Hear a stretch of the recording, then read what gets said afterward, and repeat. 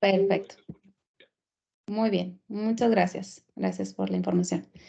Bien, entonces comentaba que es nuestro primer evento del 2023. Estamos muy contentos de tenerlos aquí para escuchar la presentación que la doctora Carol Zapata Costa, que es investigadora postdoctoral de la Universidad Nacional de Colombia, nos presentará. Ella es ingeniera biológica, magíster y doctora en biotecnología de la Universidad Nacional de Colombia con sede en Medellín. Ha enfocado su trabajo al mejoramiento de los procesos petroquímicos y alimenticios a través de la nanotecnología y los fenómenos de superficie. En la actualidad es pasante postdoctoral del Grupo de Investigación Fenómenos de Superficie, Michael Polanyi, de la Universidad Nacional de Colombia. Y en su hoja de vida reposa la publicación de más de 20 artículos científicos y 6 reconocimientos por la calidad en sus investigaciones.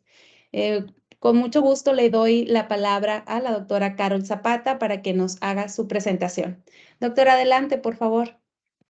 Muchas gracias, Nancy. Confírmame si me escuchas bien. Sí, sí lo escucho muy bien. Quisiera también que si los participantes nos dijeran si se está escuchando bien, los asistentes.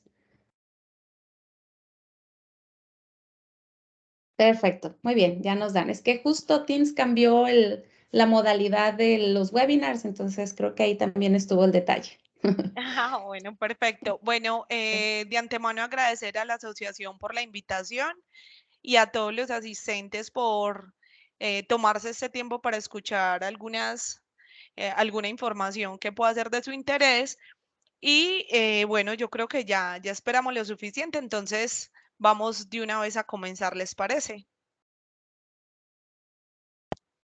Claro que sí, si nos puedes compartir tu presentación, por favor. Claro que sí. Me confirman si ya la tienen en pantalla y comenzamos. Ya está, perfecto. Listo. Entonces, como nos contaba Nancy, denme un momento, por favor, yo conecto este computador que no se apague. La idea es contarles un poco cómo los fenómenos de superficie han sido utilizados para mejorar los procesos que actualmente, o algunos de los procesos que actualmente se llevan a cabo en la industria petroquímica y también en la industria alimentaria, que si bien no son, digamos, industrias parecidas, digamos, en términos generales, pues los fenómenos de superficie sí son una línea tangencial o una línea transversal que nos va a permitir solucionar algunas de los procesos que actualmente se llevan a cabo en ambas líneas de trabajo.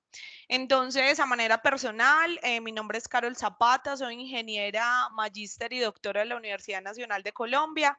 Acá les dejo mi correo institucional por si al final de esta charla tuviesen alguna inquietud o quisieran conocer un poco más o ampliar información sobre un tema en específico, me pueden contactar a través de ese correo.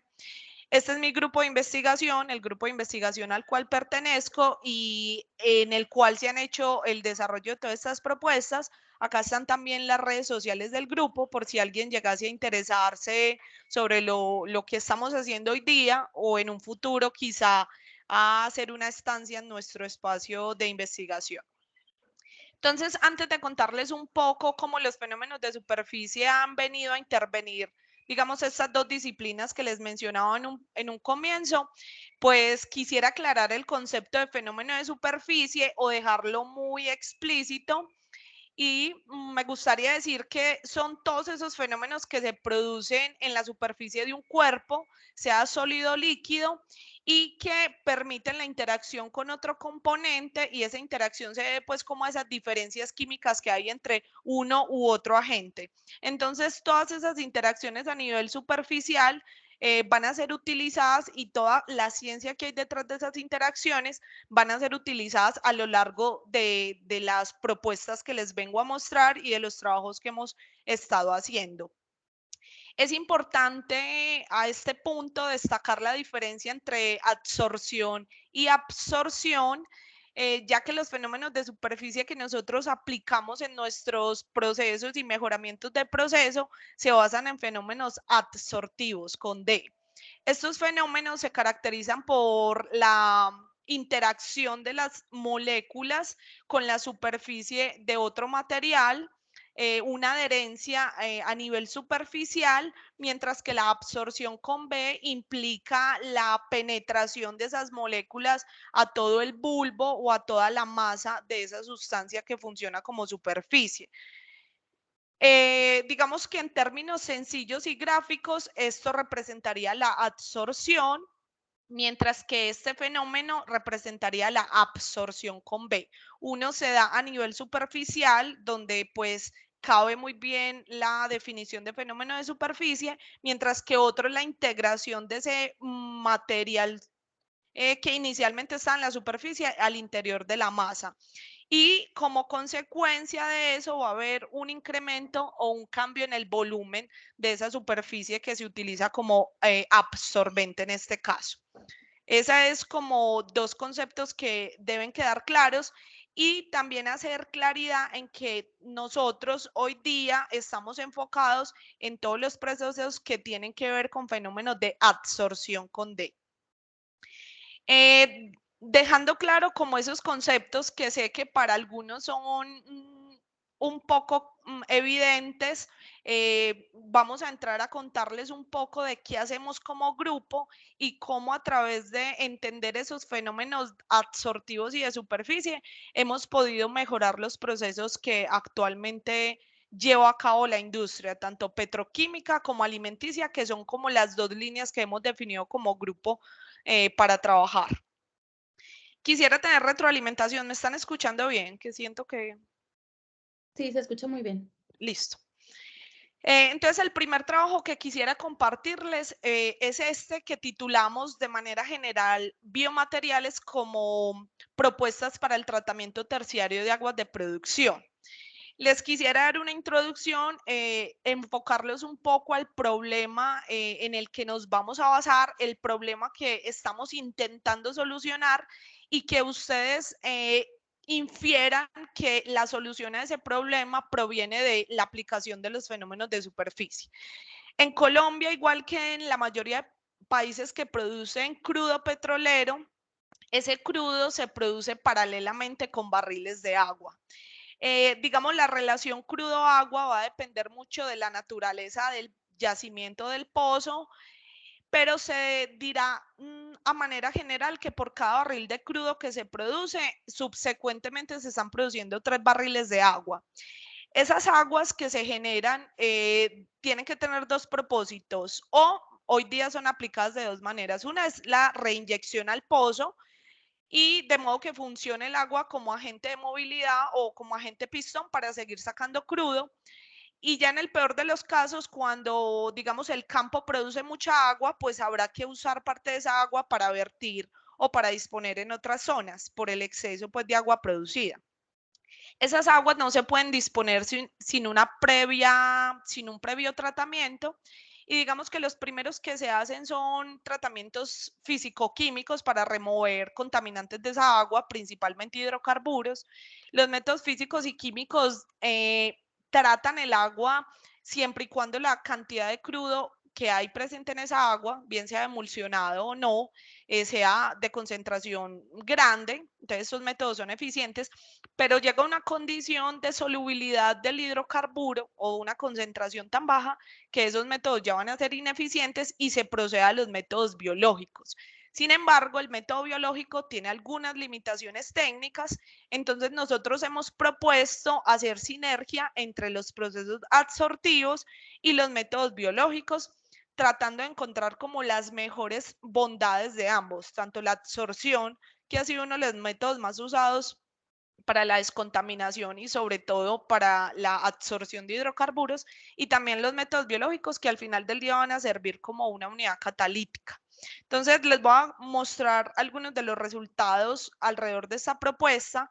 Esto, por ejemplo, es un agua producida. Pueden ver cómo se va adhiriendo los hidrocarburos de esa agua a la superficie de este recipiente, pues por la afinidad hidrófoba del material y de los hidrocarburos, lo que nos lleva a pensar que efectivamente esas aguas vienen muy contaminadas.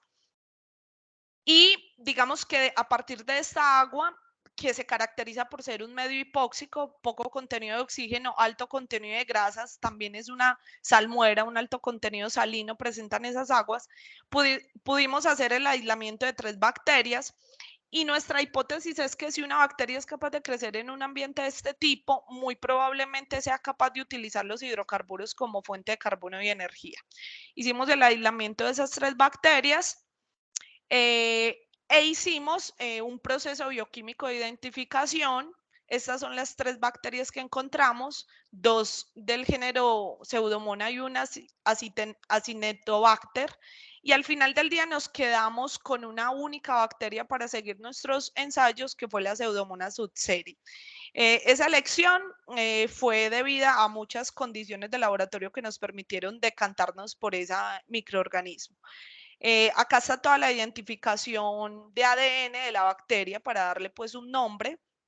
Y encontramos que esa pseudomonas es característica de ambientes contaminados con hidrocarburos y es muy particular porque tiene toda una maquinaria para descomponer hidrocarburos, enzimas, biosurfactantes y son halotolerantes, resisten altas concentraciones salinas. Sin embargo, recuerden que el propósito era hacer un material sinérgico, bacteria-superficie, de modo que tuviésemos como lo mejor de ambas disciplinas para la descontaminación de esas aguas, que es nuestra propuesta. Estos fueron los 4 materiales que sintetizamos. Todos son materiales de base carbonosa. Hicimos carbones activados y microesferas de carbón. Ambos se caracterizan por provenir de bien sea una síntesis química como las microesferas y los carbones son simplemente la activación química de un material orgánico, pero al final del día ambos fueron pirolizados, por eso terminan siendo materiales de base carbonosa. Lo que sucede en este caso es que trabajamos con los materiales después de la pirólisis y también con modificaciones superficiales de ambos materiales que están asociadas a la adición de grupos nitrogenados a la superficie de estos materiales. Eso porque habíamos hecho un estudio previo en el que evidenciamos que dopar con nitrógeno los carbones era eficiente para la atracción de bacterias a la superficie y luego les voy a contar un poquito por qué. ¿Qué particularidades tuvieron esos carbones? Que son carbones por la presencia de esos grupos nitrogenados bien neutros o tirando a la basicidad, y son carbones que se sintetizaron con 2 objetivos, desarrollar la micro y la macroporosidad. Y esto es extremadamente importante porque en la microporosidad se van a alojar los hidrocarburos y en la macroporosidad se van a alojar las bacterias. Entonces yo tengo que garantizar un poro de tamaño tal que quepan como los 2 agentes que necesito, la bacteria como unidad catalítica y el hidrocarburo como agente a absorber y posteriormente a catalizar.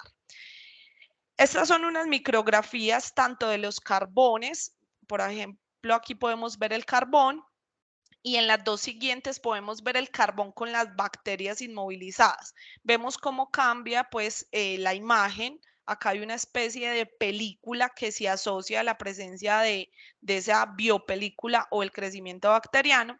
Y en las microesferas digamos que es un poco más evidente la presencia bacteriana. Esta es el material control, que es esferas aglomeradas, mientras que acá se ve una especie de película.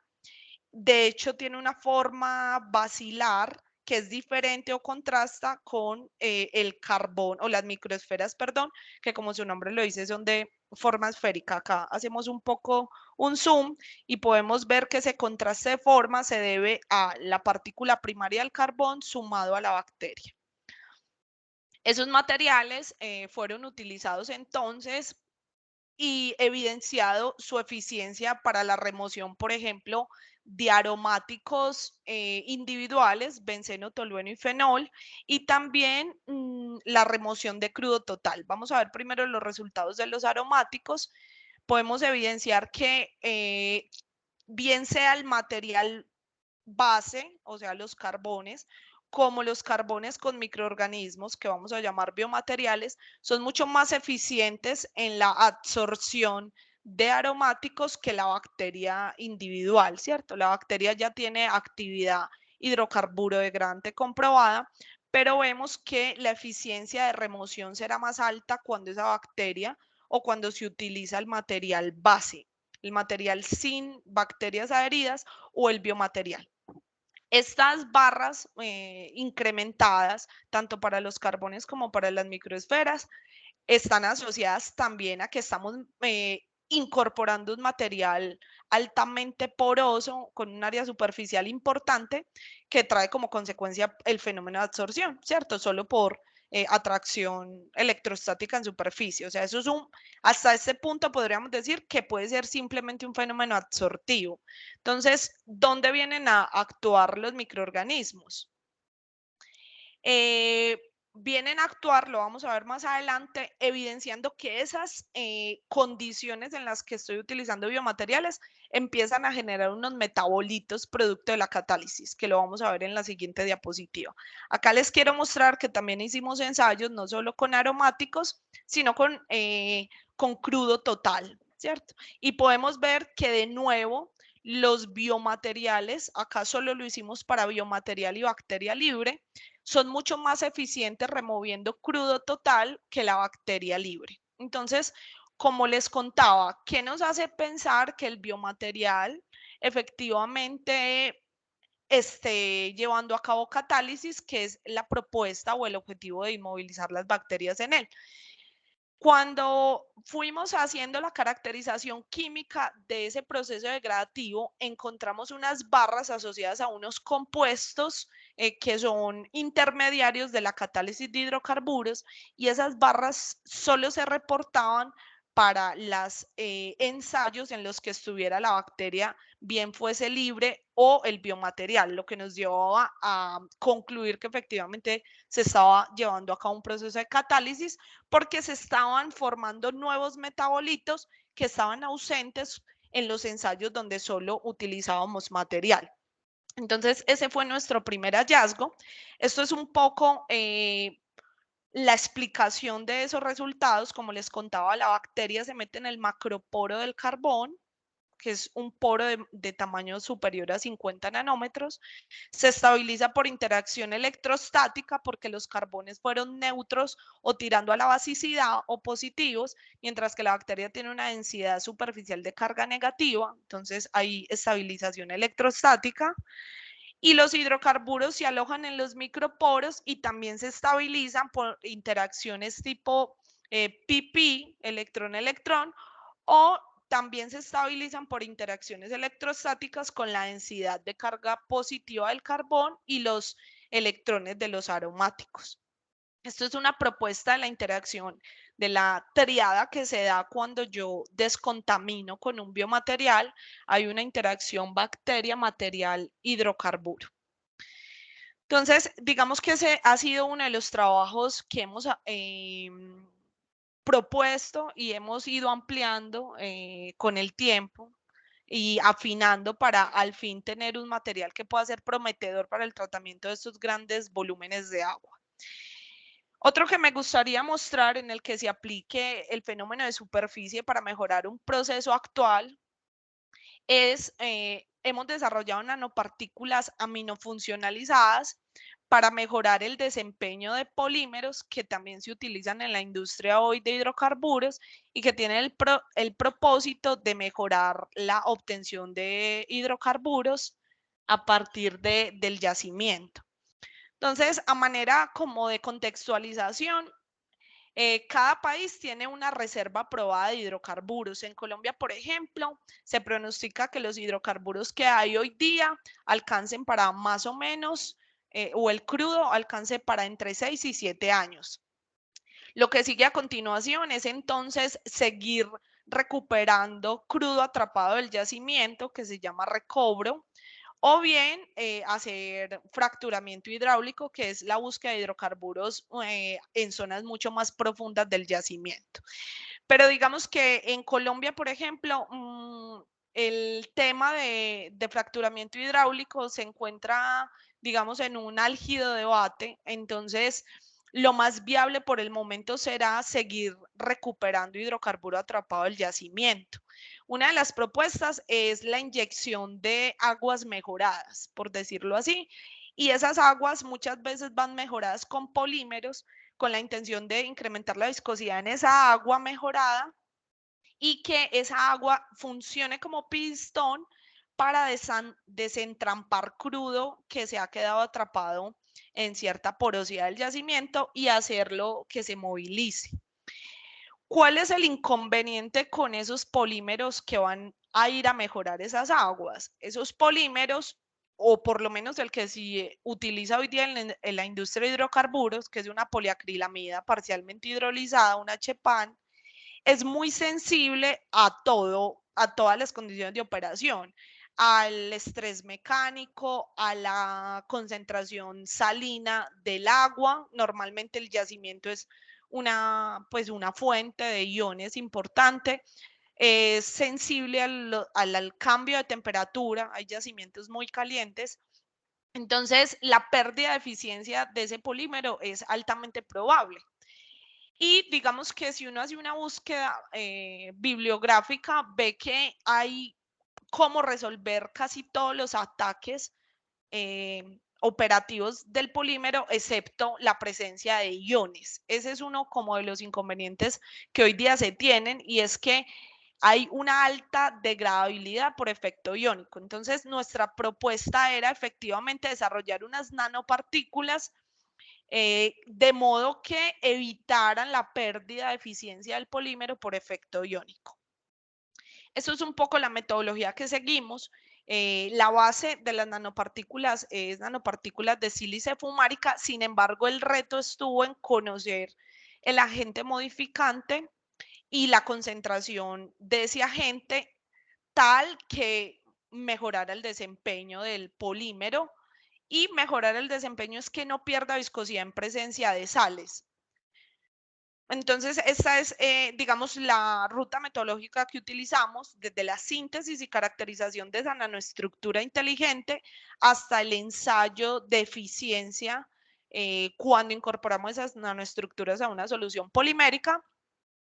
Y sobre todo, digamos que en ese ensayo de eficiencia, poder también sacar otras interpretaciones. Entonces hicimos simulación molecular para mirar un poco a nivel microscópico o a nivel molecular cómo se dan esas interacciones, y también isotermas de absorción para relacionarlas un poco con la simulación molecular. Este es el material que sintetizamos, las nanopartículas funcionalizadas. Acá está, digamos, una ficha técnica de esas nanopartículas con y sin funcionalizante. Confirmamos que el tamaño sea en régimen nanométrico, que efectivamente el funcionalizante haya quedado adherido a la superficie de la nano por análisis FTIR. Por termogravimetría determinamos la concentración del funcionalizante y también, digamos, la densidad de carga superficial de ese funcionalizante, de esas nanopartículas. A manera de resultados, acá hay, digamos, que dos conclusiones importantes. Esta es la pérdida de viscosidad del polímero bajo dos escenarios. El primero es cómo es la pérdida. Acá tenemos unas barras azules que corresponden a la pérdida de viscosidad cada que hay una valencia diferente en la solución. Es decir, cuando tengo iones monovalentes, hay una pérdida importante, más o menos del 90%, pero cuando incremento la valencia, se podría decir que sutilmente también incrementa la pérdida de viscosidad. Entonces, la valencia tiene que ver mucho con la degradación química del polímero. Y estas barras, digamos, de colores tierra, que están a la izquierda, corresponden a la pérdida cuando en cada uno de esos sistemas hay nanopartículas. Lo que vemos es que esas barras bajan ciertos puntos porcentuales, que eso pues en eficiencia y dinero es importante, y evitan que la pérdida de viscosidad por efecto iónico sea tan alta, ¿cierto? Entonces, digamos que en un primer momento la nanopartícula cumple su función. También hicimos isotermas de absorción del polímero sobre la nanopartícula a diferentes condiciones salinas. ¿Y qué podemos concluir? Podemos concluir que cuando tengo iones polivalentes, +2, +3, hay una disminución de la interacción del polímero con la nano. Nosotros tenemos una hipótesis y es, si el polímero puede interactuar con la nanopartícula, se fortalece la red viscoelástica y hay una mayor eficiencia o un mayor desempeño del polímero. Entonces, esa es como la intención, siempre la interacción polímero-nanopartícula. Sin embargo, cuando yo tengo cationes polivalentes, hay una disminución de esa interacción, ¿cierto? Y eso puede explicar por qué el nanomaterial es menos eficiente a medida que la salmuera se vuelve más compleja. Y también hemos evidenciado, mediante los parámetros del modelo ajustado a las isotermas, que digamos que el parámetro de autoasociación polímero-polímero incrementa cuando incrementa también la valencia del ion. Es decir, en salmueras muy complejas, los iones están provocando que haya autoasociación y autoplegamiento de las moléculas poliméricas, lo que podría explicar la pérdida de viscosidad y de eficiencia. Esto es un poco lo que les estoy diciendo. Cuando tengo iones polivalentes, más 3 o más 2, hay una alta interacción entre los grupos químicos del mismo polímero, o sea, hay un autoplegamiento de la molécula polimérica, mientras que iones de menos valencia no generan ese autoplegamiento y tienen una molécula más estirada, que en consecuencia también presentará un mayor desempeño viscoso. ¿Qué vemos nosotros cuando incorporamos las nanopartículas? Que hay una disminución en esa energía de interacción entre la cadena polimérica. O sea, este pico se desplaza un poquito hacia la izquierda, lo que está explicando que la presencia de nanopartículas disminuye el autoplegamiento del polímero, lo que confirma nuestra hipótesis que la nanopartícula sirve como superficie para la adherencia del polímero, con lo cual aumenta su radio y con lo cual aumenta su desempeño viscoso. Esto lo pudimos corroborar determinando mediante simulación molecular los radios de giro. ¿Y qué podemos concluir? Entonces, la asociación es la siguiente: a mayor radio o mayor desplegamiento, por decirlo así, más eficiente es el polímero, más viscosa es la solución. Eso va a pasar bajo dos escenarios: o cuando tengo iones de baja valencia o cuando tengo nanopartículas que evitan que el ion venga, ya sea por efecto quelante o estérico, que evita que el ion venga y también que evita la autoasociación de las moléculas poliméricas. Entonces uno puede mejorar el desempeño de un polímero mediante esos dos mecanismos. O con iones monovalentes únicamente, lo que es muy poco probable o es muy difícil de controlar si el polímero va a ir al yacimiento donde la cantidad de iones y las valencias es grande. Entonces, como no se puede, digamos, optimizar el desempeño del polímero condicionando los iones, entonces se hace con la presencia de nanopartícula que sirva o bien como agente quelante o bien como superficie de adherencia del polímero. Entonces, ese es otro como de los estudios que quería presentarles, en los que involucramos los fenómenos de superficie al mejoramiento de los procesos actuales de la industria de hidrocarburos. Esta es otra de las propuestas que tenemos hoy día, basada en el desarrollo de nanopartículas para remover radioactivos, que son uno de los, digamos, especies químicas que se espera van a predominar o van a estar presentes en aguas de retorno cuando se proceda al fracturamiento hidráulico. Entonces, como les comentaba anteriormente, mirando el panorama productivo de hidrocarburos de este país, por ejemplo, como las reservas probadas van a agotarse y están pronosticadas para 6-7 años, digamos que la primera alternativa que vemos es el recobro, seguir recuperando de los yacimientos ya explotados, pero si eso es insuficiente, se propone hacer fracturamiento hidráulico. No obstante, como les comentaba, ha habido una discusión álgida alrededor de eso, sobre todo en el tema ambiental, de modo que nosotros también estamos enfocados en proponer estrategias de mitigación en caso de que sea esa la estrategia futuro para el incremento de reservas. Y lo que queremos hacer es desarrollar materiales revalorizando los residuos orgánicos que sirvan de agentes absortivos frente a ciertos contaminantes que van a venir en esas aguas de retorno posterior al fracturamiento o fracking, como también es llamado. Esos materiales, entonces, ya hicimos unos primeros ensayos a nivel de laboratorio, obtuvimos carbones activos a partir de semillas de frutas, activación química y pirólisis, y después hicimos unas modificaciones superficiales para tener como una amplia variedad de materiales. El que viene directamente a la pirólisis y algunos que fueron modificados en superficie de modo que fueran negativos, positivos y neutros, ¿cierto? Entonces, también tuvimos digamos, un brochure o una oferta más amplia de materiales a utilizar. Esos materiales fueron evaluados en un medio que simulaba un agua de retorno del fracturamiento, que es básicamente una salmuera con un contenido particular de hidrocarburos y sobre todo radioactivos. Entonces, digamos que es el core de este trabajo, entender que dentro de los contaminantes que vienen con esas aguas de retorno, que ya hemos estado pensando un poco en los hidrocarburos, en los materiales sólidos particulados, los radioactivos son uno de los, digamos, elementos químicos que también se espera vengan en esas aguas porque hacen parte de las formaciones, del yacimiento. Se espera que ellos migren al agua y ahí es donde nosotros queremos trabajar, en la remoción de esos radioactivos, evitando pues cualquier desbalance en el ecosistema por vertimiento final de esas aguas. Estos son los 4 materiales que utilizamos para esa evaluación de absorción.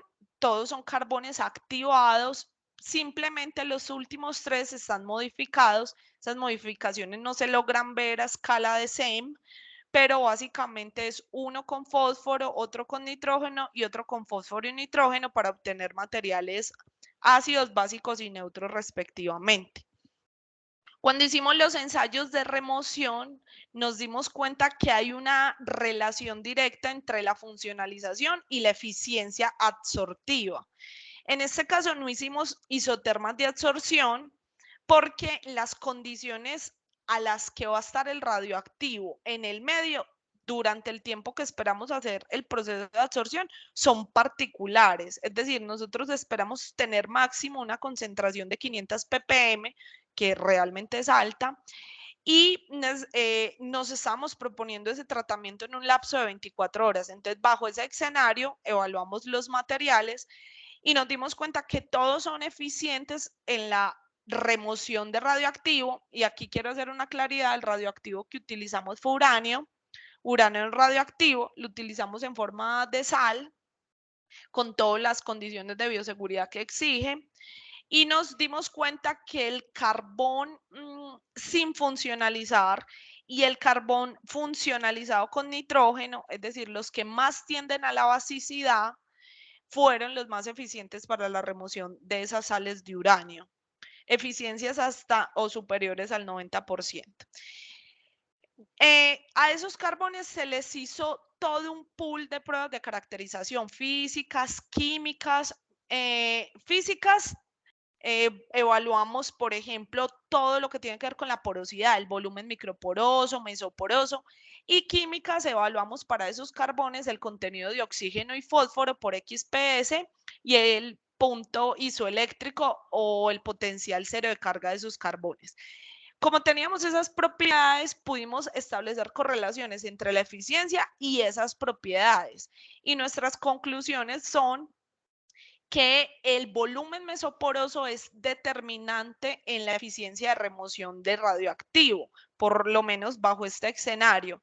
A mayor o a menor volumen mesoporoso, mayor es la remoción de ese radioactivo. Entonces uno debería buscar desarrollar materiales de mesoporosidad estrecha.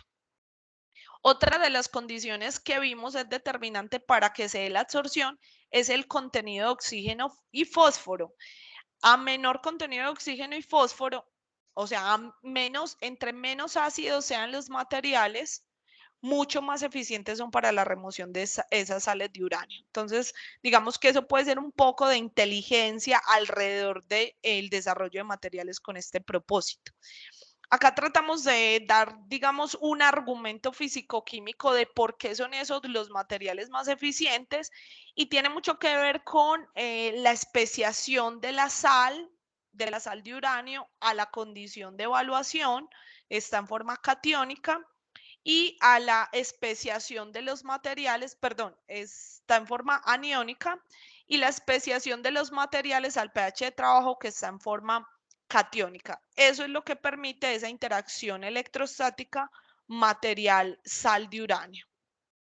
Digamos que quisimos evaluar otras 3 situaciones de este ensayo y era, 1, mirar si al aumentar la cantidad de material en los ensayos de remoción también aumentaba la absorción.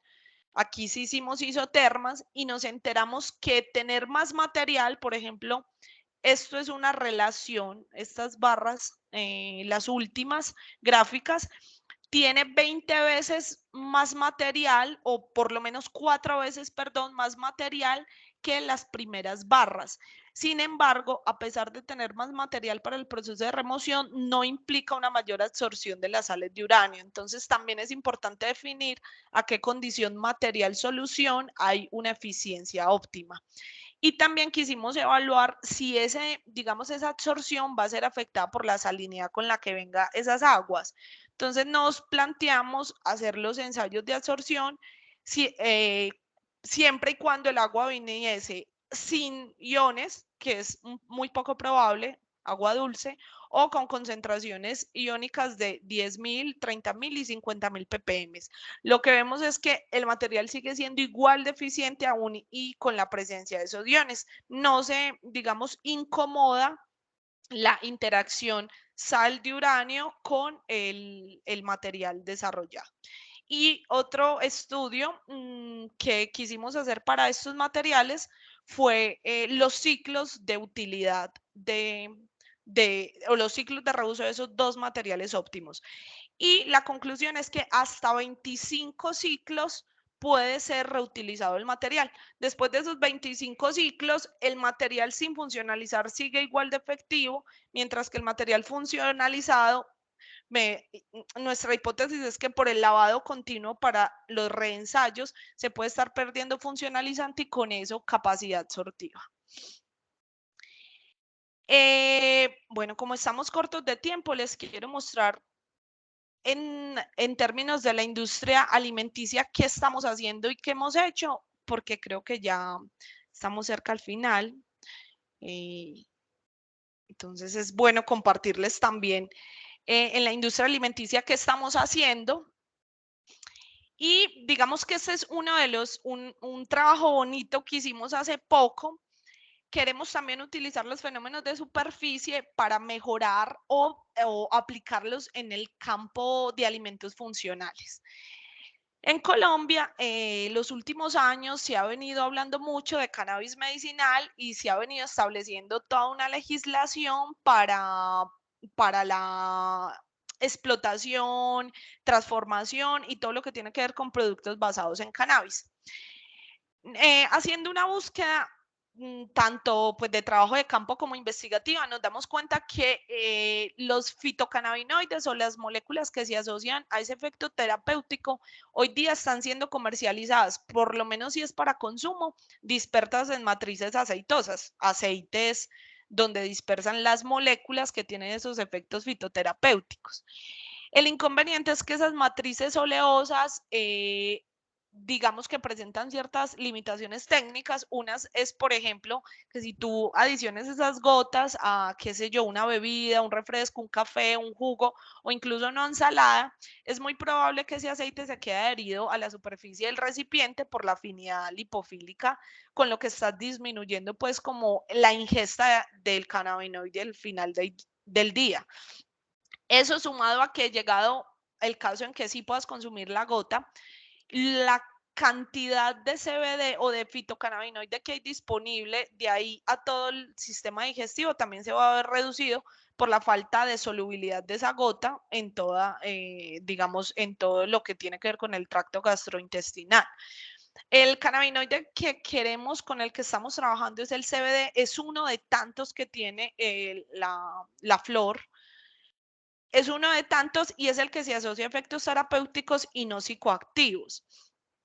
Por otro lado, también tenemos las aflatoxinas, que se definen como toxinas presentes en granos de alimentación, y al ser, digamos, una cultura que está basada en el cereal, pues los latinos tenemos de base cereal, en Colombia, arroz, arepa, papas, ¿cierto? Todos esos, digamos, alimentos principales basados en cereal. Es muy probable el crecimiento de hongos y la producción de aflatoxinas en esos granos también. Entonces, sí o sí estamos expuestos a microgramos o nanogramos de estas toxinas, producto de la alimentación. Entonces, ¿cuál es nuestro propósito? Nosotros queríamos reemplazar el agente o el carrier del CBD, no por una matriz aceitosa, sino una matriz porosa en la cual pudiéramos depositar esas moléculas de CBD y no tuviésemos problemas de solubilidad con la matriz alimenticia donde la incorporemos, que ella sea completamente dispersa en esa matriz.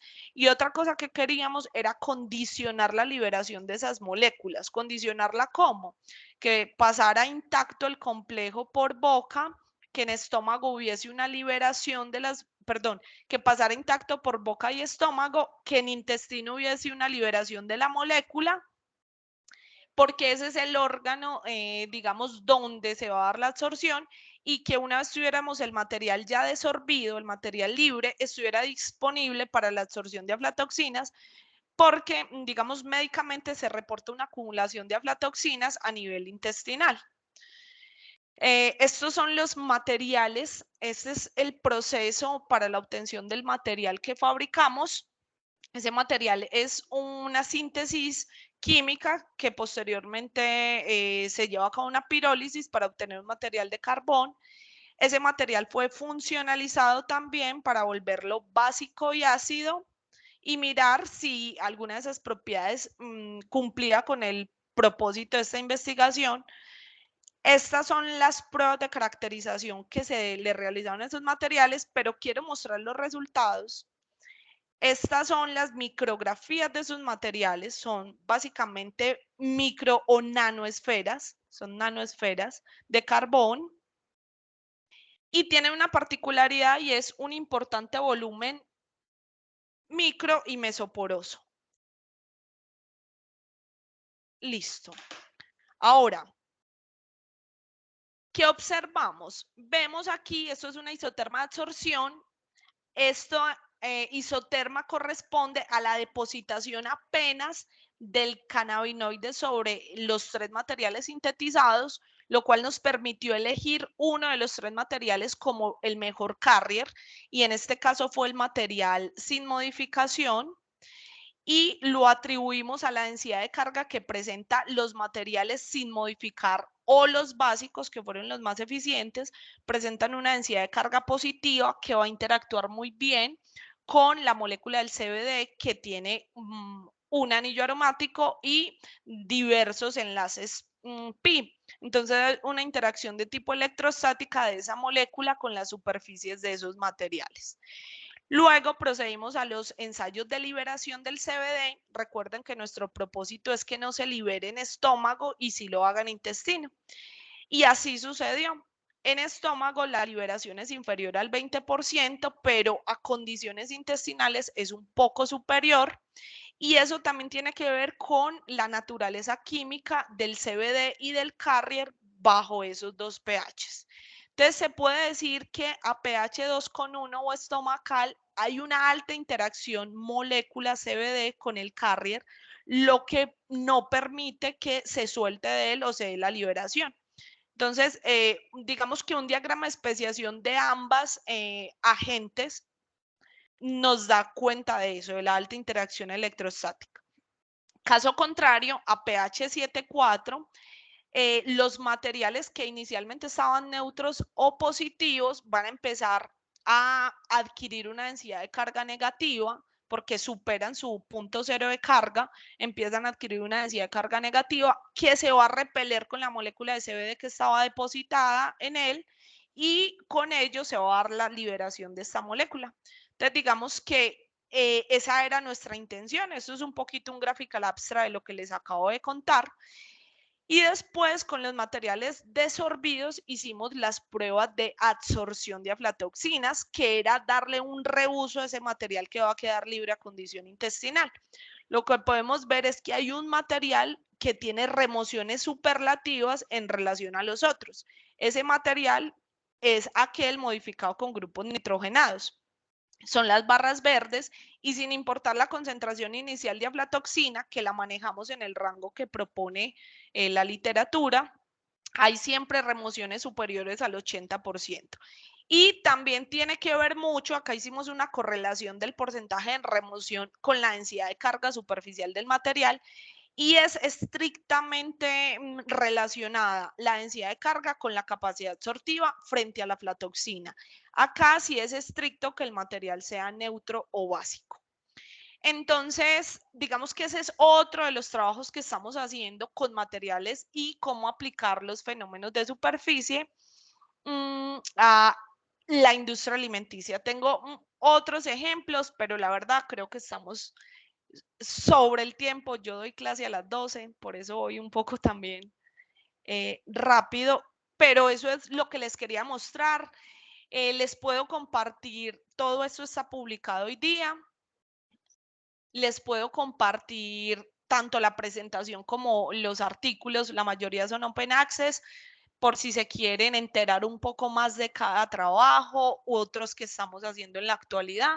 Y creo que pues ya puedo dar aquí por terminada mi charla y los escucho. Muchísimas gracias, doctora. Muy interesantes las líneas de investigación, aunque es solo una pequeña muestra, ¿verdad?, de todo lo que ustedes hacen en el grupo de investigación de Michael Polanyi. Le agradecemos mucho que nos haya podido compartir esta información. Tenemos preguntas de nuestros socios y quisiera, bueno, aprovechar un poquito el tiempo. Sé que está corta de tiempo y a lo mejor unos 10 minutos. ¿Le parece bien? Sí. Ok. Sigue sin dejarle activar su cámara, ¿verdad? Sí, no sé qué Ok. problema hay. Sí, no pasa nada. Muy bien. Bueno, entonces aquí tenemos algunas preguntas. Deje nada más le selecciono una de las primeras que nos hacían y nos preguntaba Joan Ocampo, ¿qué isoterma de absorción modela el proceso? Sobre todo del primer proyecto que nos mostraba, doctora. Listo. Nosotros usamos un modelo para este tipo de ensayos, que es el modelo SLE. Ese modelo, digamos que es muy pertinente. Les puedo compartir un poco de la teoría. No tengo aquí la traducción o la asociación de las siglas, pero es un modelo que se utiliza cuando tienes un absorbente sólido y un absorbato que está en solución, y que ese absorbato tiende a la autoasociación, que pasa mucho en moléculas tipo hidrocarburos o aromáticas, que por esa, digamos, geometría planar tienden mucho a la autoasociación. Entonces es un modelo que se recomienda mucho cuando tienes este tipo de estructuras. Oh, muy interesante. Muchas gracias. También otra pregunta que hace el doctor Eduardo Soto Regalado con respecto al primer proyecto que nos presentaba, ¿cómo lograron controlar la formación preferente de macroporos? Listo, nosotros habíamos hecho un trabajo previo y el diseño experimental se basó en la concentración del agente funcionalizante, perdón, activante. Con eso pudimos condicionar la macroporosidad. Entonces encontramos una relación de agente activante y material orgánico estricta, o digamos adecuada, para que lo que más se desarrollara fueron los macroporos. Y acá hay algo interesante, y es que en Colombia, digamos, las técnicas de determinación de macroporosidad no están disponibles. La porosimetría de mercurio no está acá. Entonces aprovechamos, digamos, una estancia en la Universidad de Granada que se contaba con el porosímetro para poder tener conocimiento de esa zona, que muchas veces queda pues como a la interpretación, porque las, qué sé yo, isotermas de gases siempre nos dan hasta mesoporosidad. Entonces aprovechamos y hicimos un diseño experimental alrededor del activante y evaluamos la macroporosidad paralelamente. Muy bien. También nos pregunta el doctor Jacob Salazar si se evaluó si existe un efecto radioactivo sobre la capacidad de absorción, es decir, si se hicieron pruebas con uranio no radiactivo. No, pues la verdad esto es un ensayo o son las primeras etapas, o sea, nos gustaría hacerlo con otras especies radioactivas, con otras no radioactivas, a ver si presenta alguna diferenciación. Hay mucha limitación con el acceso pues del reactivo y de la manipulación sobre todo. Pero son como unos primeros hallazgos, pero hay mucho trabajo que hacer también alrededor de esa propuesta en especial. Muy bien, de acuerdo. Y la doctora Sandra Pio Quinto García la felicita por su trabajo, muy interesante. Con respecto a los carbones gastados por la absorción de elementos radioactivos del agua de retorno, ¿cuál es su disposición final o tratamiento? Bueno, nosotros, la verdad, hoy día tenemos un pool de carbones obtenidos por carbones activos o microesferas de carbón. Los tenemos completamente caracterizados, los hemos evaluado en diversas aplicaciones y al final para la regeneración de ellos mismos procedemos de nuevo a la pirólisis, lavado y otra etapa de pirólisis y los seguimos reutilizando porque son excelentes materiales absortivos. Entonces digamos que hasta el sol de hoy todavía trabajamos con los mismos carbones sin perder, digamos, propiedades físico-químicas que las vamos constantemente evaluando y comparando. Lo que hacemos ya es, nuestro propósito siempre está enfocado a dos cosas. Una, poder tener una unidad catalítica que convierta al agente contaminante a un producto más oxidado o menos tóxico, para que digamos, la absorción no se quede simplemente en el traslado del contaminante. Y la otra es poder regenerar el material base para diversas aplicaciones. Esa siempre ha sido como nuestro objetivo. Claro, hacer más sustentables los procesos, ¿verdad? Sí, señora, así es. Muy bien, muy interesante. Pues le agradecemos mucho, la verdad, por presentarnos estos proyectos donde vemos cómo se pueden aplicar los procesos de absorción, en general los procesos o fenómenos de superficie. Es muy interesante también saber que lo hacen con la colaboración en la industria y entonces resuelven una problemática social, una problemática regional. Y eso es parte de lo que en la asociación buscamos transmitir a nuestros asociados y al público en general que escucha o ve estas ponencias. Y bueno, por esa razón también queremos pues nuevamente agradecerle, entregarle pues un reconocimiento virtual. Digo, ya tuvimos oportunidad de conocernos y esperemos Sí, que nos señora. pueda visitar en México. Entonces, bueno, si me permite, se lo voy a leer. La Asociación Mexicana de Adsorción otorga el presente reconocimiento a la doctora Carol Zapata Costa por impartirnos la conferencia titulada Fenómenos de superficie aplicados a la industria petroquímica y alimentaria, de lo necesario a lo posible. Doctora, muchísimas gracias. A ustedes, muchísimas gracias. Honrada de participar y de ser invitada por ustedes. Muchas gracias. Sigan contando conmigo para el momento y el espacio que lo consideren. Y claro, espero visitarlos y también que ustedes nos visiten. Sí, no, hombre, encantados todos. Y no sé si aquí, Kenia, tenías una pregunta o vi que alguien levantó la mano. Tal vez no. Sí, claro que sí, doctora. Muchas gracias. Yo quiero comentarles, aprovechar que están aquí conectados y hacer dos anuncios rápidos. El primero es que ya están en nuestra página de la asociación. Se encuentra el primer libro de la Asociación Mexicana de Adsorción que resume los trabajos que se presentaron en el primer foro de adsorción en México. Está disponible para la descarga gratuita, entonces pueden encontrarlo ahí en nuestra página, que ahorita les estoy poniendo justo el link para que recuerden cuál es nuestra página, ¿no? Y los que no se han asociado, pues los invitamos a que formen parte de nuestra asociación. Este año tendremos nuestro primer congreso presencial.